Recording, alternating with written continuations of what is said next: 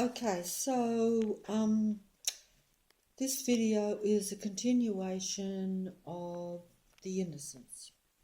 Now, before I forget what I'm going to say, I must say a line from the movie to get me on track, and another line from the movie is,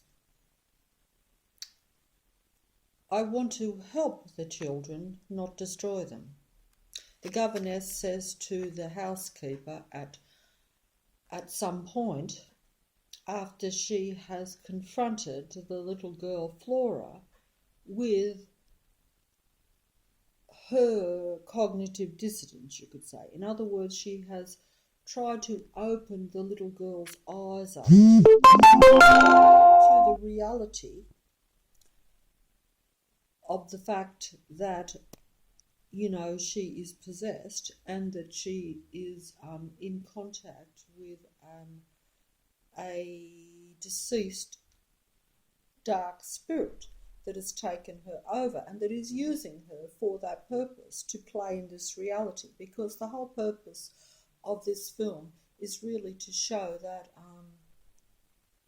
that the possession is so that the dead spirits can play in this reality, can experience the physical, because dark dead spirits only like a material world, and they like the material.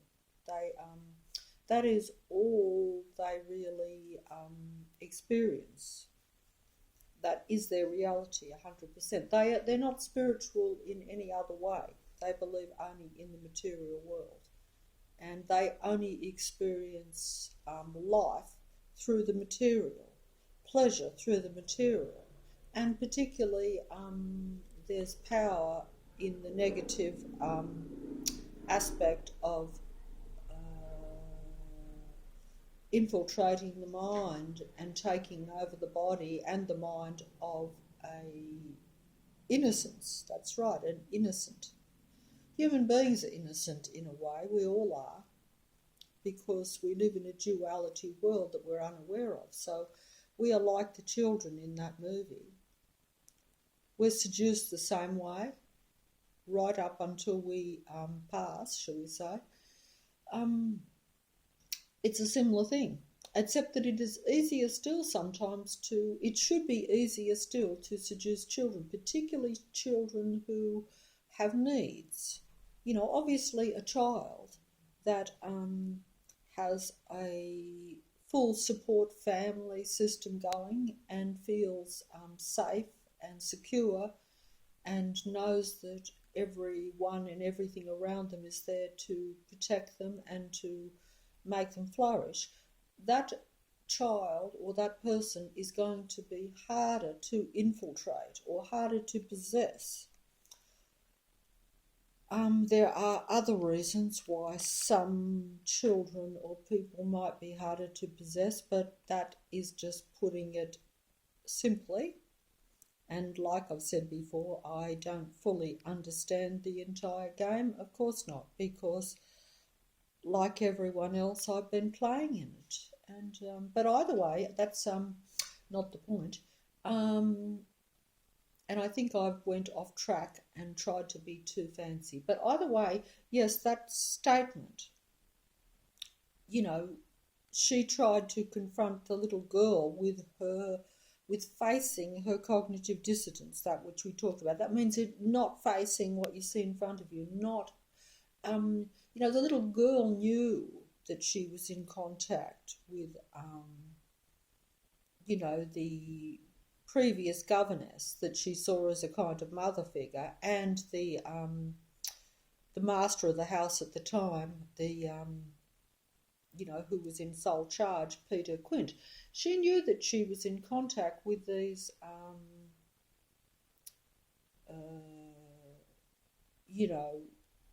dead dark spirits that had crossed over into death, you could say, if you want to look at it that way. Well, they died, so they crossed over into death, but they had stayed around, like the little girl said to the woman when she was saying her prayers. If I'm not really a good girl, wouldn't I just wouldn't God just leave me here to hang around and walk around? Because she knew that that's what had happened to her pseudo parents, you could say. Those that she loved and worshipped, as the movie says. They idolised those two because they didn't have parents or anyone that gave them the time of day, shall we say. So they gave them the time of day with the purpose of using them, for the future purpose of being able to possess them and possess their body and therefore play in the physical reality. And therefore those two deceased spirits, shall we say, deceased people, could then play in this reality through the two children. In other words, and particularly in Flora's case, it was the mother, or Mary Jessel, her governess, that possessed her body because she was a female, and Peter Quint possessed young Miles's body, the young boy, because he was the male. And then the two of them could make love, you could say, in this reality, in the physical reality, because they couldn't do that, evidently. This is what the movie shows. The movie shows that they needed those physical bodies in order to become physical, in order to play in the physical reality and enjoy all the physical pleasures of Earth, because because this is a low frequency, very dense, very physical reality. That's putting it simply and fantastically, and going with the fantasy idea of the movie. And that is what the movie expresses quite plainly. Okay, so I'm going to confuse myself and everyone else more by continuing, but I make some points, but the movie itself still makes the bigger point and pieces it together very well. Now, which I don't do. Now, I don't know why I'm shouting. I'm always trying to override the negative reality, I think. I'm sorry about that.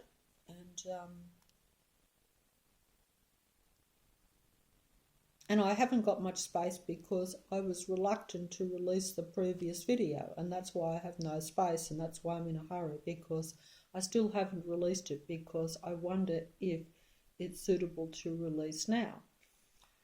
And, that's only because, I think this reality swings like a pendulum in some ways, even low. In many ways, the game has been played, so it's kind of like that. Perhaps the pendulum is only swinging for individuals. Perhaps the pendulum is now only swinging for human beings. But it is not swinging for the earth or for the reality. But I don't know. But at any rate, I leave everything open. It's still an open book, and maybe because I have not got it correct, maybe that is all the game is about. Maybe it's not about the reality. Maybe it's not about the earth. Maybe it's not about other life forms. Maybe it's only about some human beings. That's another way of looking at it. But I'll get back to the movie. Maybe that will point me in that direction. Because certainly in that movie, if I, it doesn't seem to matter how many times I see it, I still don't get the whole gist.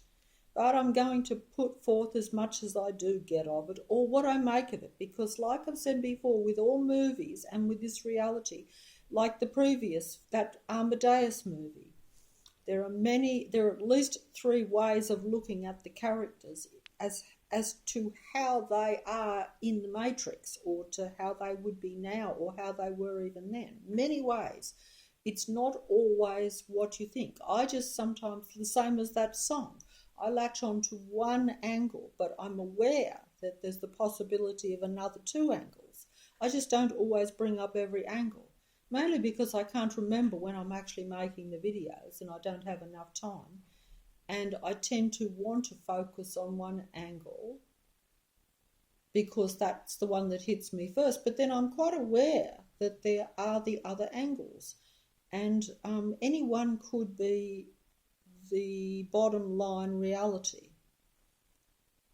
But at least if you're looking, I think that's the main thing, is to look and to see all the angles, because then that gives you a better way of interpreting the movies and the reality and how it affects you, because really that's probably the bottom line now, I think, in a way. I didn't think that when I sometimes make videos, and I sometimes will swing, because you have to accept the reality. It's a bit like in The Innocents. You can have the cognitive dissonance, you can not accept the reality, you can play along with the fantasy and pretend that the children are innocent, you can pretend that they're happy, dear little children, and that they're normal, and to some extent that is true. But if you think that that's right, like the governess says, they're not really part of us. She's like, the children appear to be happy, but are they happy? Because they're not really part of our reality. They're just pretending to be. They really went into the reality of the two.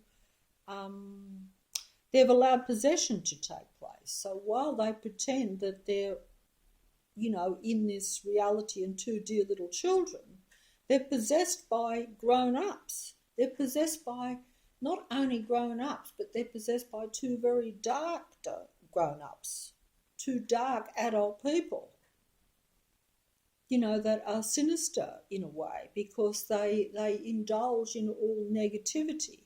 They're not, there's nothing innocent about them. The children were innocents, but they are now not so innocent, as I think the previous title was, and I only just made that up on spec.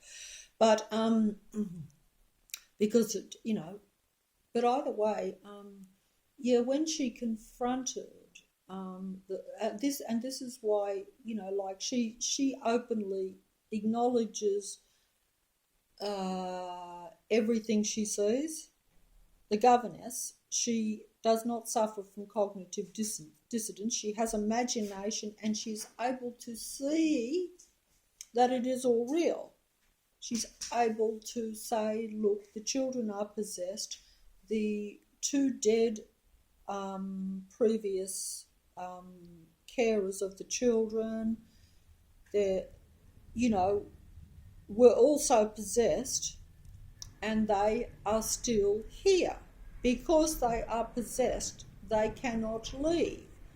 They are confined to this reality, but not able to access this reality. Kind of like in so many ghost stories or so many movies where they are there, but they can't interact, and they a bit like it'd be like this, right? And this is putting it very simply, but I think accurately. And I have heard this said a while back, but I didn't piece it to this movie, but it might apply. Hey, I'm just making up the fantasy and piecing it together. You make of it what you will. I could be way off track. It doesn't matter. It's a fantasy movie review of a fantasy movie of The Matrix, which is also a fantasy to many people. Okay, so, like supposing someone likes to drink, supposing someone likes alcohol, supposing someone likes a glass of wine, supposing someone likes a gourmet meal, supposing someone likes a cigarette, supposing someone likes to do various activities. They need the physical body to entertain these acts.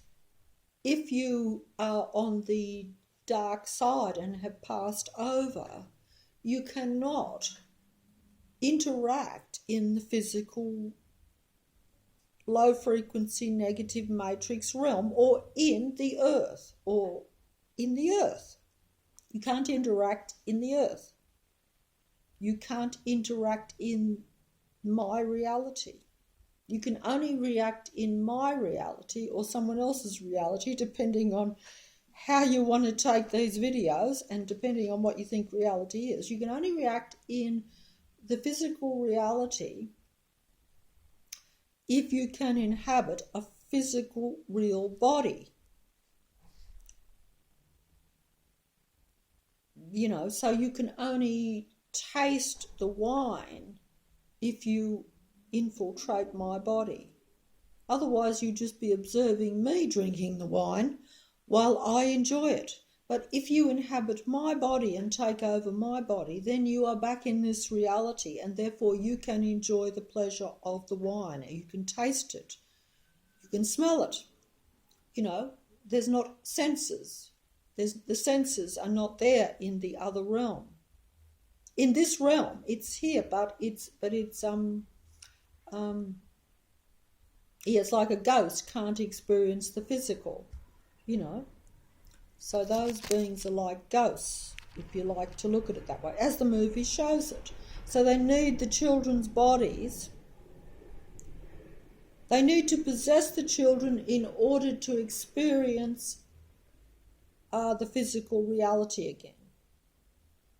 And they want that. They need it because they're low frequency, low vibrational, dark,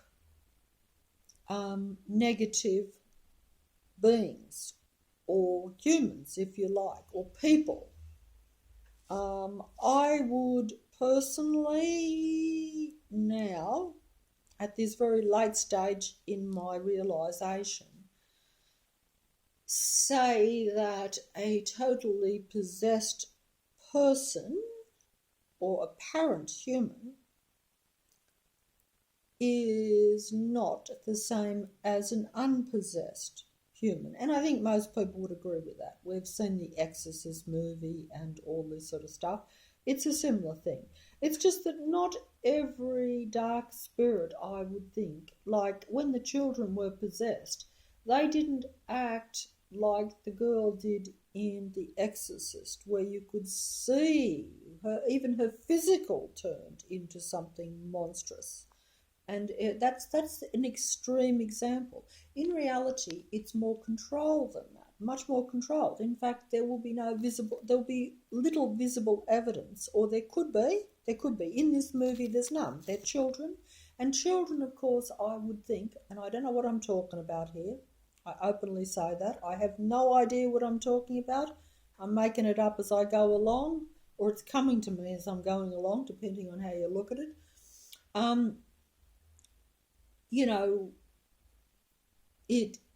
Children, probably because they're young and got a really good body, because, when you're young, you're at your peak, physically everything should be working.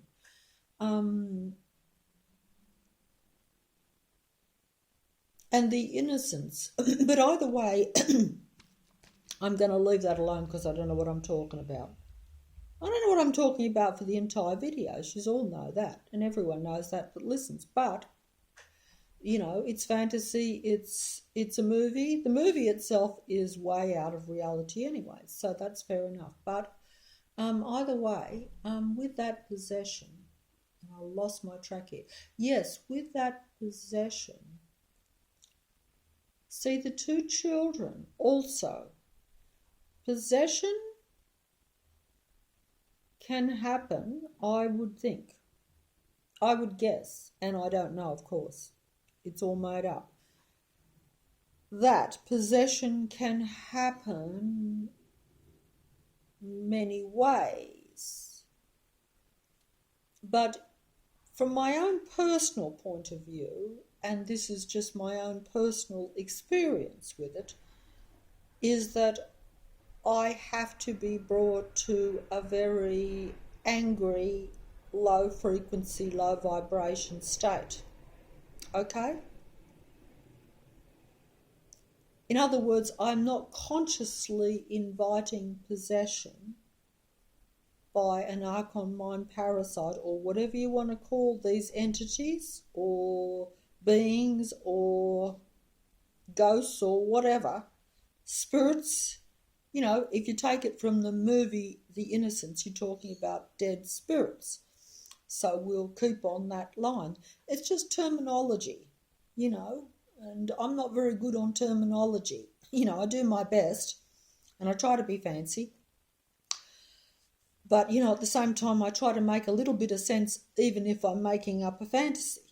You know, even fairy tales should have some flow to the story in some sense, and some sense of reality, and some, doesn't have to be all, but some theme or some idea or some message or whatever, or something to them, I think. But either way, gone off track again.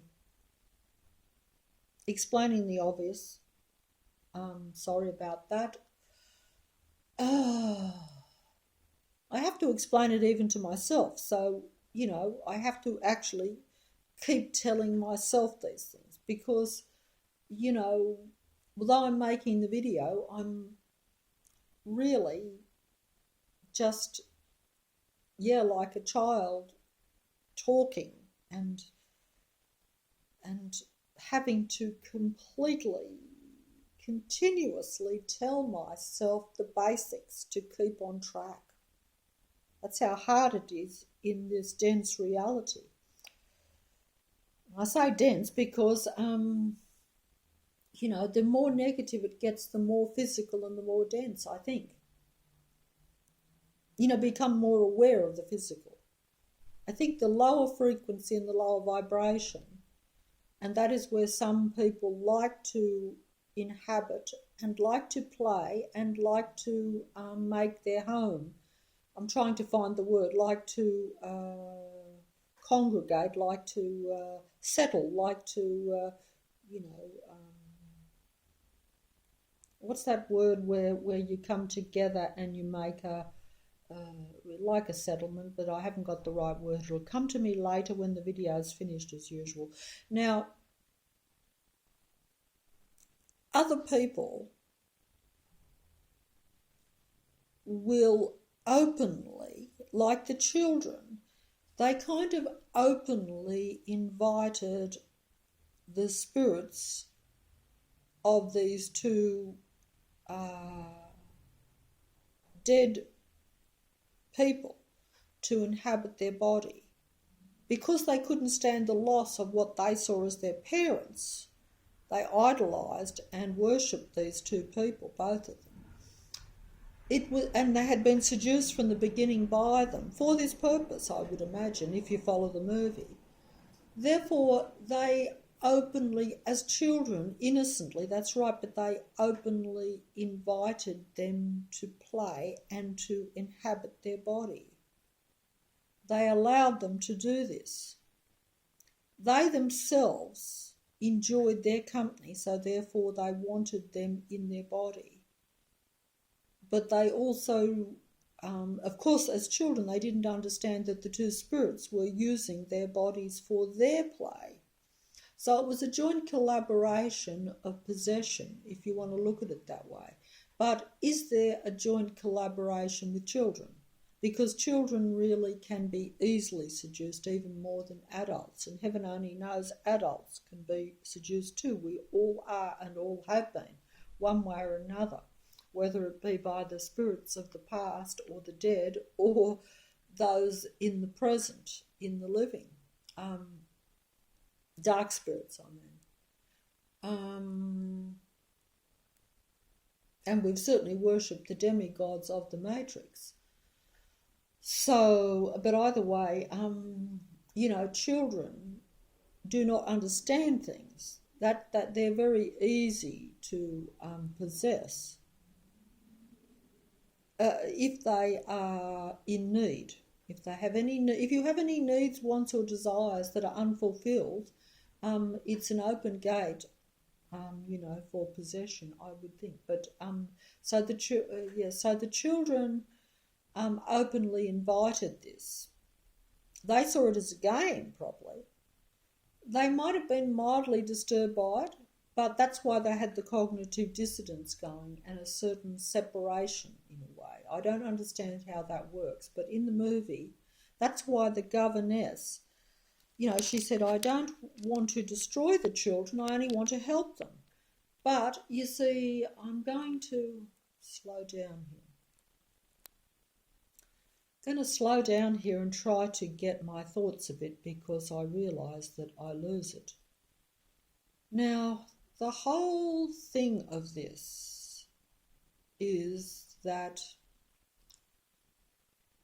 she believed that the governess, that's right, wanted to save the children. In fact, that was her words. I want to save the children because she saw the possession as negative. She wanted to bring the children back to two innocent, real children that only inhabited their own body and didn't have any negative spirits. And what she saw as sinister, dark spirits, because she didn't think that the previous governess and the previous master of the house, she didn't see those as loving parents as the children did at all. She saw them as complete users of the children, and she saw them as inappropriate role models for the children. She openly expressed this. She didn't think it was appropriate that children should be exposed to adults at such an intimate level as they were, because they were literally using the children's bodies as though they were adult bodies. Children don't understand how adults interact with one another. Not until you are an adult usually. But they were conditioning the children from young to accept and to think that it was normal and, to be intimate and physical at a very young age, shall we say, because they needed the bodies, They didn't have their own dense, low-frequency, low-vibration bodies to interact in the reality anymore. And they couldn't go anywhere else because they were dark, negative spirits. That's expressed by the little girl. She said, "Oh, what if I'm not a good girl? What if I'm a bad girl?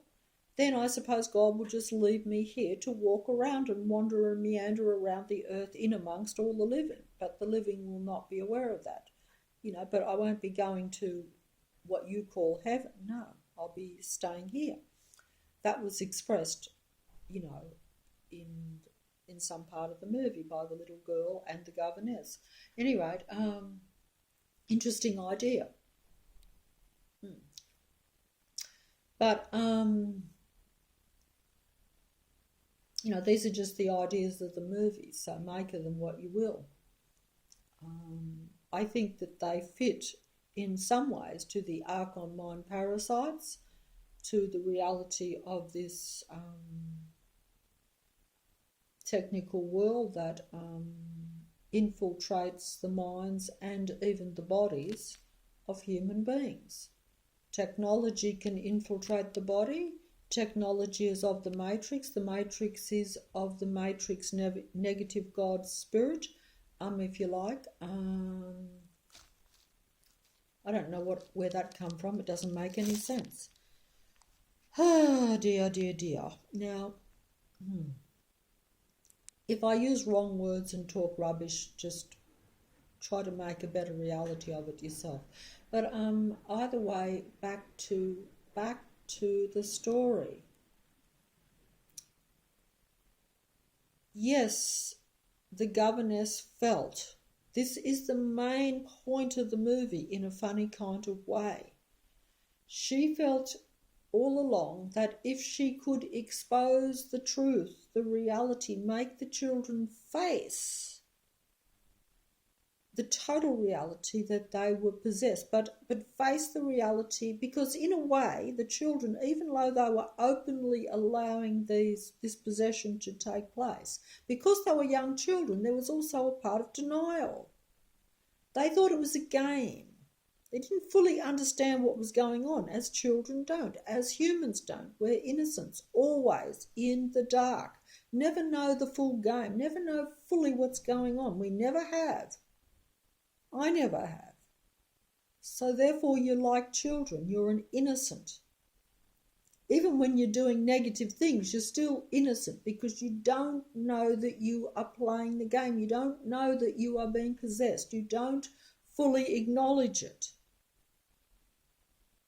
The children were very aware, in a way, more than some, but even they were still not in 100% awareness, because that was the whole purpose of the movie and of the governess. She thought that if she could make the children face the reality and make them see and openly acknowledge Peter Quint and Mary Jessel, the two dark, dead spirits that were possessing them, make them acknowledge as they see them, instead of playing the game and only half acknowledging it and think that it's okay. Say, yes, that person is dead, but look, they're right in front of you, because they could see them. But they also were. It's kind of a funny movie that way, like the housekeeper with cognitive dissonance she used as a safety measure.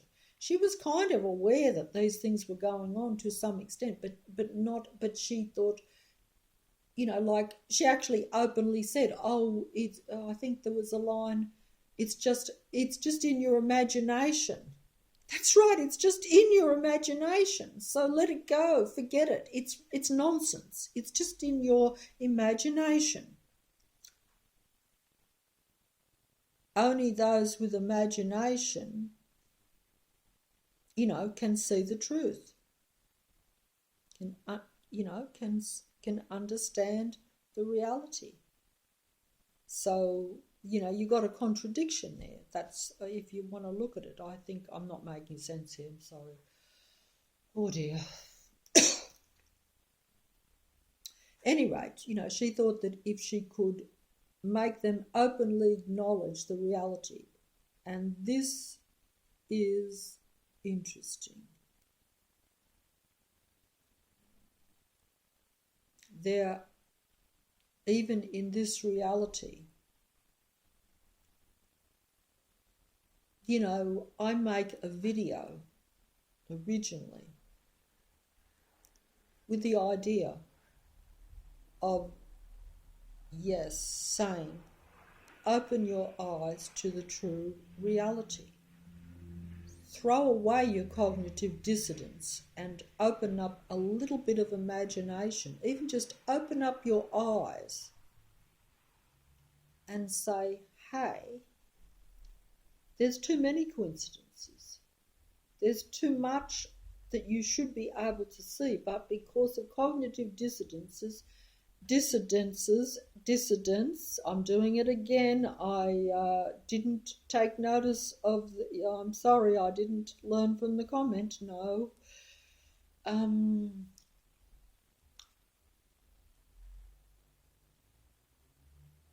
If you can, and it's easy for me to say because I haven't had to do it. That's the funny thing. See, I make the video asking other people to do what I myself was not able to do. It's one thing to say you see a matrix or you see a different reality.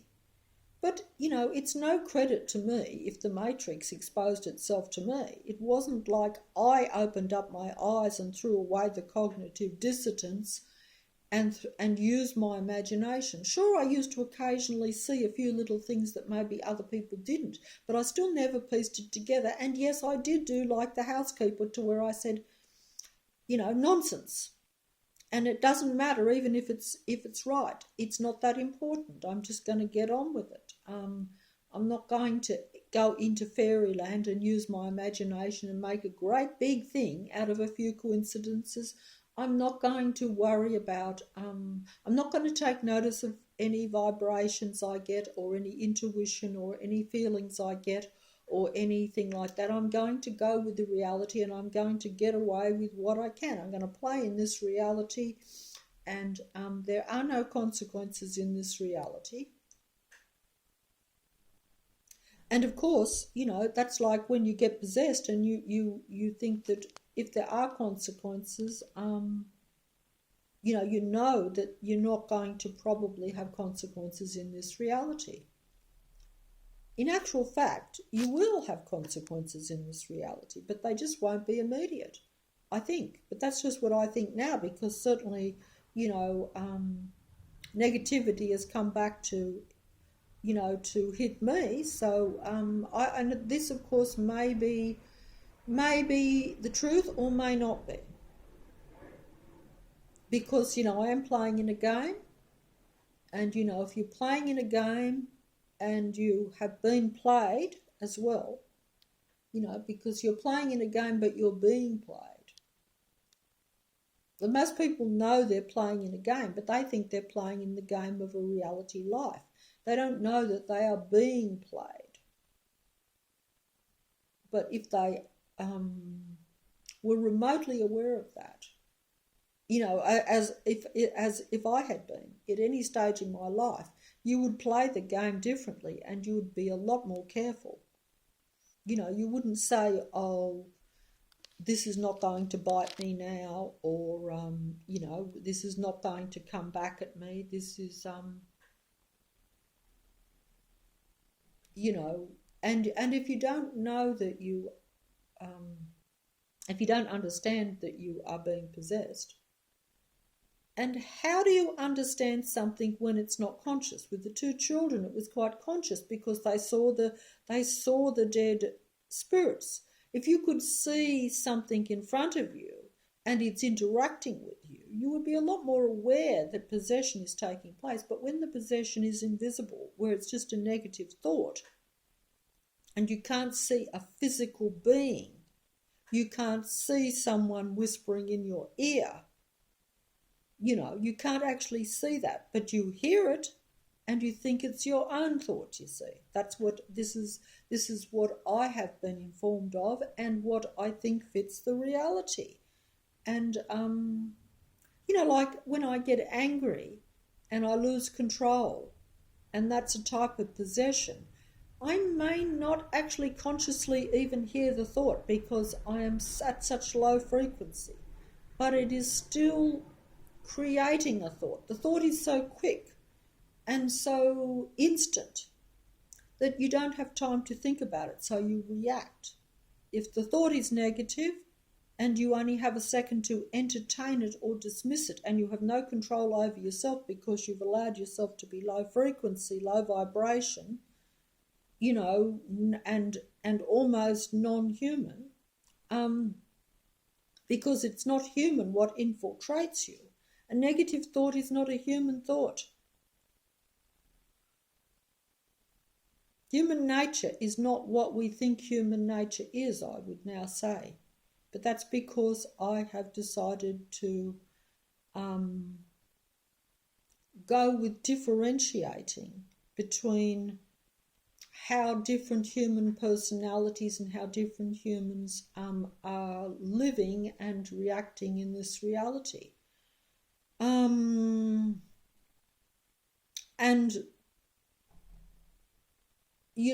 to acknowledge that human nature is only human nature as we know it now, because human beings have become such low frequency beings. Because if I'm at the lowest level that I can possibly be at, it almost means that what I am is almost non-existent.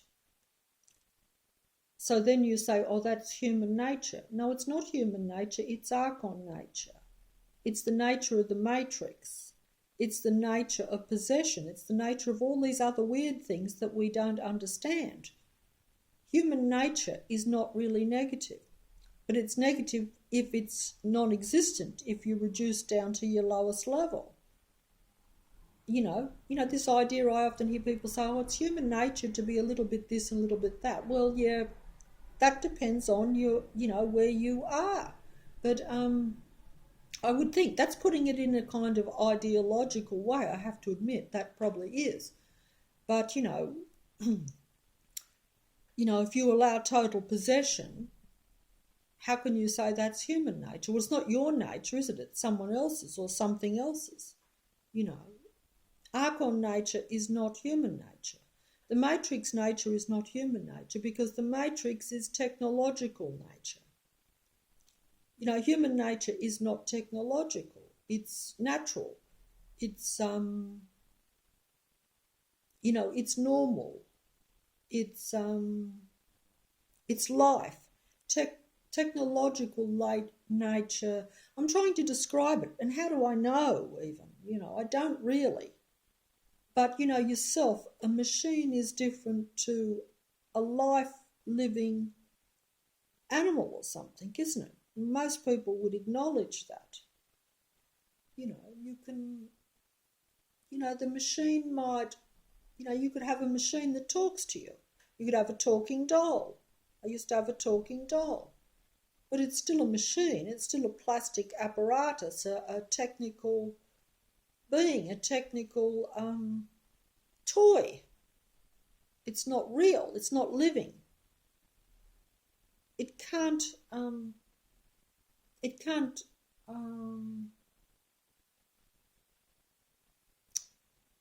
think for itself.